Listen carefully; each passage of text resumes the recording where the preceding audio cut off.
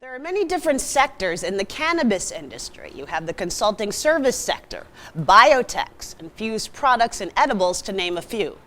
Renowned New York chef Miguel Trinidad and founder of events company Stadium Status have joined forces to create an amazing dining experience in the cannabis industry through a venture called 99th Floor. Black Enterprise caught up with the two at the Viridian Cannabis Investor Conference in New York. And, food is definitely one of those things where people are really into food. And if you look at the modern social media, everybody is Instagramming their brunch or Snapchatting what they're eating for dinner. And yet when you're looking at cannabis cuisine, you're really looking at, here's these like gummy bears. But there's a whole other world. People like lamb chops. What if we found a way to make sous vide lamb chops and make that an actual piece of a cannabis cuisine? So, partnering with Miguel on that was an amazing opportunity to bring that to life. One of the problems that people have with edibles in the cannabis space is that they can't really gauge the strength really well. And sometimes they're not getting the experience that they're looking for. So how do you control that? What's a meal like? I understand it's a 5-course meal designed to help you unwind. It is a 5-course meal, and we carefully measure the dosage. So we work on it on the lighter side. It's probably about 10 milligrams throughout the whole course, which will really give you a nice feeling, and you'll still be in control of your facility, so to speak.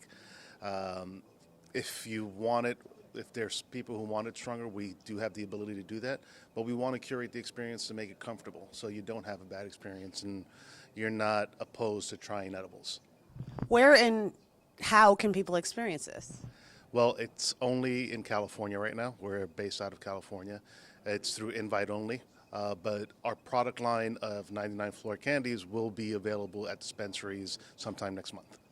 You can check us out on Instagram at 99thFL, and then find out more information as we slowly let more and more people come to the dinner and see what it is that we're doing as well. And how much does it cost? The dinners range, all depending on the products that we're using, but usually around $75 a head. Right now the cannabis industry isn't so overloaded with brand loyalty, which makes it a little bit easier to launch on a smaller budget than, say, if you were launching, a clothing brand where there's a lot of big players in the market.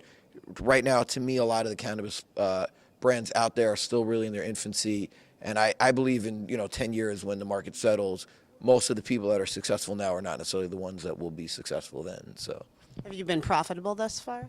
As of yet, no, we haven't been profitable because we're still in the beginning stages of building the business. So everything that we do that comes back to the company, we put it right back into it. And we like I said, since we're really focused on the dinners are more of a loss leader than they are an actual revenue model. We're not looking to make money off of people that come to the dinner. We're looking to have them set the trend of what it is to be at a 99th Floor dinner. So when it comes to a retail product and you walk into a store, you can say, oh, I wasn't able to go to that dinner, but Celebrity X or, I saw this on Food Beast or Elite Daily. These are really cool dinners. I wish I can go, but I can't go. But this is, the closest I can get to that experience. So It's interesting as I look at your business. One thing you notice when you see the cannabis industry is that there are not many people of color in it. What do you think are some of the reasons for that? The reason that there aren't many people of color, I guess, it's opportunity. It hasn't really been presented or been available to people of color.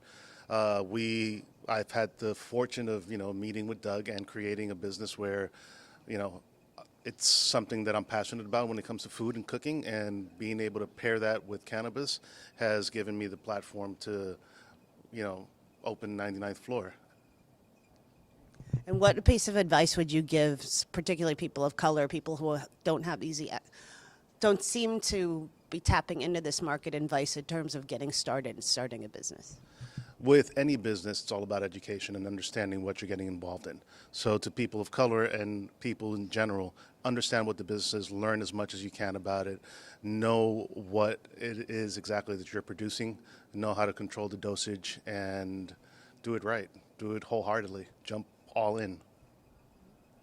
Pieces of advice for people getting involved. I think in terms of anything, you have to, especially in an industry like this, really is the wild, wild west. And, I think, even just to touch on the specific way you answered it to Miguel, I mean, we all are, you have to have a little bit of a desire to see somewhat of a social change as well, because, there are a lot of things, there's a lot of injustice involved with cannabis in this country and the way that it's prosecuted and everything like that. So, anytime you want to get involved in a new business, you really should have passion and desire and love for what it is, in order to see it to the goal. But part of that is also seeing a bigger picture that's above and beyond just what your personal goals are for that industry. So, for seeing legalization as a goal, or seeing,